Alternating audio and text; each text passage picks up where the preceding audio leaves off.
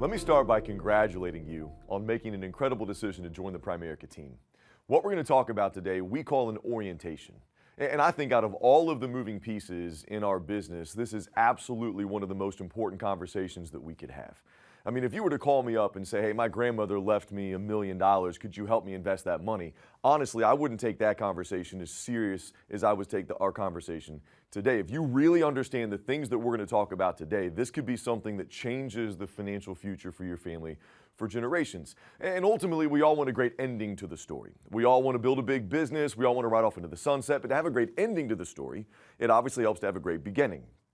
And to have a great beginning, I think we have to understand exactly what we're here to do. And I always use an analogy, a story I heard years ago about the railroad industry through the 20th century. And the analogy has everything to do with you and me talking about Primerica today. And what they were talking about is how, in the late 1800s, early 1900s, most of the wealthiest families in North America were in the railroad business. But by the year 2000, that wasn't the case anymore. And they were really digging in to find out why. And I think what they found was fascinating. What they found was the people in the railroad business really misclassified the business that they were in.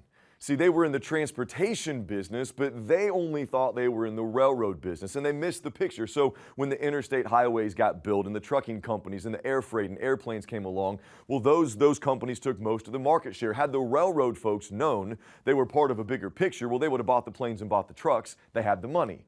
But instead, they put the resources into more rails and faster engines, more engineers, and they got beat.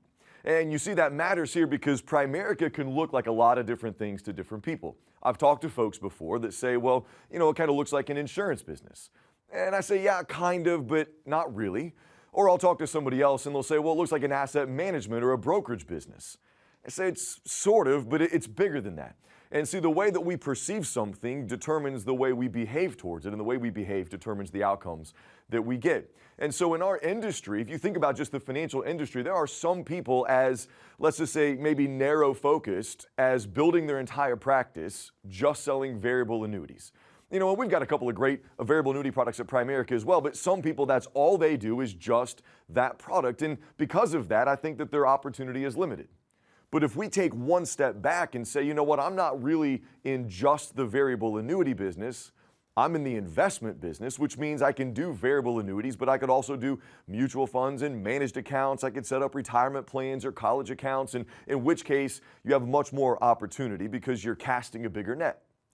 Or we could take one more step back and say, I'm not even just in the investment business, I'm really in the financial services business, which means I can do all of those investment solutions, but I could also do term insurance and auto and homeowner solutions and legal protection plans, in which case you have even more opportunity, or I believe take the biggest step back of all and say, I'm not even in the financial services business, I'm in the distribution of financial services business, which means not only can I do those things, but I could also recruit and train and license and develop 10, 20, 50, 100, 500 other people that can do all of those things, in which case you have the most opportunity of all. And you see, one of the things I want to talk about as we start this morning, and I think it's probably been one of the biggest challenges, at least of my business, and you might find it to be a challenge for you as well, is to get people who for 20 or 30 or 40 or 50 years that have been taught to think like an employee and all of a sudden get them to start thinking like a business owner. And I know for most people that goes in one ear and right out the other because we've been trained for so long to think a certain way. But let me assure you, these two creatures are entirely different people. See, an employee gets to go home every day at 5 o'clock even if the job's not done. But a business owner can't do that. An employee's favorite time of day is lunch. Business owners rarely take lunch. Usually I'll take my lunch to the office. I might take a client to lunch, but there's no way I'm going to waste an hour eating a sandwich when I've got a business to run. You see, just like a parent might make certain sacrifices for the benefit of their children, a business owner might make sacrifices for the benefit of their business. As a father, I will give up sleep so that my children can sleep better. I'll give up food so that my children can eat better. As a business owner, I'll give up some things so my business can run better. But an employee is never going to skip lunch to add more money to the bottom line. These are entirely different folks, and we have to approach this conversation through the mindset, through the eyes of a business owner. And I think it helps to start by stepping away from Primerica to begin with. And let's even step away from financial businesses altogether. Let's say that you and I have been friends since high school, and we've always had this dream of owning a restaurant together. I mean, like a really nice steakhouse, really fancy, not some, small little local chain. I mean, something really, really nice. Well, we can obviously have a great business plan, which is we want to be profitable in 3 years. We can have a great mission statement, which is we want to serve a great steak in a fun atmosphere. But at some point, we must take action or our dream stays a dream. So let's ask ourselves, what are the steps necessary to turn our dream into a reality? If we're going to go start a world-class steakhouse, what are some of the things we'd have to do? Well, I think if we thought this through, we would find out the very first thing we would have to do is find a great location. And you've heard that before, right? Location, location, location. We're probably going to have to dump all of our money right up front, building, getting the building, all the tables and the chairs, buying the steak, lobster, and the wine. We're probably going to spend $1 million or $2 million up front, but that's just how most folks start a great steakhouse. The second thing we're going to have to do is I do believe we're going to have to run it compliantly. So there are some licenses that we have to get. We got to make sure that we've got the right zoning permits. We've got to make sure that we've got the FDA inspections. There's no rats running around the kitchen. We've got to buy a liquor license. And most business owners are going to tell you that the red tape, well, that's the biggest pain in the backside. The third thing we'd have to do to run a great steakhouse is I think we're going to have to build a great team of people. We need some great folks working with us. Now, some people call that HR, some call it staffing. I like to call it build a team because it just sounds more fun. But if we're going to build a great steakhouse, we need a cook to cook, a server to serve, a hostess to host, a bartender to tend, a manager to manage. Because if it's you and me building a steakhouse, I promise you don't want me near the kitchen. And you and I are not going to work 24 hours a day, 7 days a week. I would tell you at this point right here, this is probably the most important step of success in our business. Here's why. We can have a beautiful facility. We can have the best steak money can buy. But if our waitress is a jerk, they're not coming back. Worse yet, they're probably telling their friends not to bother wasting their time or their money. We have to have some great people around us. But then lastly, number 4, somebody has to eat the steak in order for us to make money. And so let's say we've got to build clients. Now, when you think about it, it only takes a couple of minutes to come up with the 4 steps necessary to run a great steakhouse. The bad news for you and me is we're not starting a steakhouse. So we have to ask ourselves, are these 4 steps simply unique to the restaurant industry, or are these 4 steps part of every North American business? And I think you'll agree with me that these 4 steps are pretty much part of every North American business. See, at Primerica, are you going to have a great location? Well, yeah, and at this point, you've probably seen one. You've probably been in a 2,500, 3,500, 4,500 square foot office with tables and chairs and desks and computers, fax machines, office personnel, fake trees. I mean, we've got it all. And the most expensive part of you running a business, somebody else took care of for you for now. But the other three things you are going to have to bring to the table. Are you going to have to get a license? Well, of course you are. And we can provide the classes and the material, and we might even be able to study with you one-on-one. We just can't show up and take the test for you. Are you going to have to build and maintain client relationships, a client base? Well, of course you are. Are you going to have to build a team of people? Well, yeah, if you want a big business. Now listen, you and I probably know that 9 out of 10 small businesses today fail. And they don't fail because the business owner makes so much money so fast. They fail because the business owner makes too many mistakes too fast. And hopefully you and I are people that learn from our own mistakes, but wise people learn from the mistakes of others.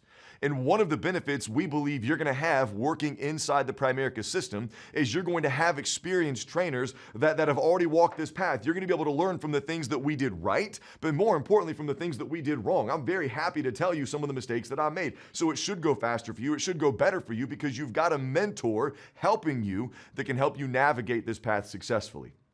But when I talk about mistakes in business, here's what I want to talk about. Some mistakes are just a slap on the wrist. Some mistakes are, hey, you can't really say it that way. Next time, say it like this. But some mistakes in business are fatal mistakes. There's just no overcoming some of the mistakes that you can make. And one of the biggest fatal mistakes I've seen in our business, at least in my experience, is people try to do one and then the other and then the other, as opposed to doing all 3 things at the exact same time.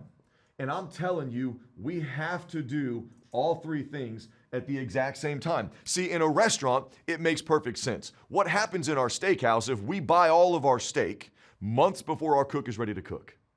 Well, our steak goes bad. What if we have a cook and steak but no clients? We have cooked steak that goes bad. What if we have a cooking clients but no steak? You get my point, right? You have to have all three. But that's not easy to see in my business. Sometimes people will look at the Primerica business and say, well, how could I possibly build a team or build a client base if I've not yet been licensed and trained? Which on the surface sounds pretty logical. But if we follow that logic through, if that's the path we go down, I think you get rocked here. You get crushed for a couple of reasons. I mean, number one, you don't ever know everything about everything. Even in life, every day is a journey. But number two, if that was really the path a person went down, you're going to get all your licenses, all your certifications before we ever go talk to anybody. For months, all you'll be doing is taking classes and reading textbooks and practice quizzes and tests, getting licensed. You'll be bored out of your mind. You'll quit from sheer boredom. I've seen it happen. Secondly, is we didn't help any families or serve any clients, so you didn't make any money, so you're bored and broke. And thirdly, we didn't recruit anybody or build a team of people, so we're bored, broke, and lonely, which is not exactly what we're going for. But let's say, against our advice, that's the path that you went down, and 6 months from now, you're still here because you were too hard-headed to quit, which at that point could be a bad thing, could be a good thing. But 6 months from now, you finally recruit your first person. Well, what are you going to teach that person to do? Probably the same thing that you just did. Why? Because the team takes on the characteristics of the coach. If you're a slow starter and a low producer, you're going to attract people that are slow starters and low producers. But if you're a fast starter and a high producer, well, then you'll probably attract people like that. So if I waited to do it, I got rocked. But the flip side of that exact same coin was what if it was up to me to build my own team and build my own client base out of the gate day one, I'm telling you, I absolutely would have failed here. I was a 20-year-old punk kid. I knew nothing about nothing when it came to building a business. I still would tell you I don't know nothing about nothing. I'm just not 20 years old anymore. So you look at this and say, if I wait to do it, it doesn't work. If I try to do it myself, it doesn't work. And here's why I tell you it didn't work. The reason that I wasn't able to be successful on my own is I had no clue how to build a business or build a team of people or be experienced in the financial business. The reason I'm telling you that our system is designed for success is my first 30 to 60 days, I didn't build my team or my client base. The person that recruited me, a person that had been in the business 18 years already, somebody that knew what they were doing and was experienced, they helped me build my team and build my client base. So all I did was introduce my trainer, watch, and take notes. So I took my trainer to see mom and dad. They asked questions. He answered their questions. I took notes. We went and saw some of my aunts and uncles. They asked similar questions. He answered their questions, and I took notes. So after 4 or 5 appointments, I had heard almost every question that could be asked, and I knew the answers. I was trained. So you're going to watch as we help you build a team of 3 or 4 or 5 licensed agents that are working with you. You get to watch as we help you build 4, 5, 6, 7, 8 clients that have been helped by Primerica in a tremendous way that love our company. You're going to watch as we help you build 20 or 30 or 40 or 50 warm referrals of people that actually want to talk to you. So that you've got a little team in place, you've got some experience, you know what you're doing, you've made a little money, you've got some momentum, but best of all, you watched us do it. So that you can go from being a trainee to independent as a soloist, meaning you just don't need a trainer to go with you anymore. But more importantly, to go from a soloist to a trainer. And you see, it's really important to us that you see everything that we do and everything that we talk about, especially starting now, through our eyes as trainers. And here's why. If you're normal, you're going to be a trainee a relatively short period of time. But you could be a trainer the rest of your career. And it's important that you understand there is a method to our madness and see that there are going to be some times where you might be in a training class or you might be on a conference call or at a big event, or it might even happen before this video is over today. And we're going to say something that hits you funny. And you're going to say, that doesn't really make any sense. I have no idea why you would say it that way. It's not what I would say. And every time that happens, and trust me, it's going to happen, we have to come back to the same foundation. And that foundation is that most of us have never before been taught how to run a business successfully. I just think about me, for example, when I got my driver's license at 16 years old, I got my first real job. Dad said, you could drive, you could work. And I remember showing up, it was a small business, and at 16 years old, I was being taught how to be an employee, but I was being taught that by somebody who owned a small business. Now, why do you suppose that small business owner didn't teach me everything about their business so that I knew everything that they knew? Well, of course, right? I mean, if I knew what they knew in a few years, I'd go across town, open up a store, and I'd compete with them.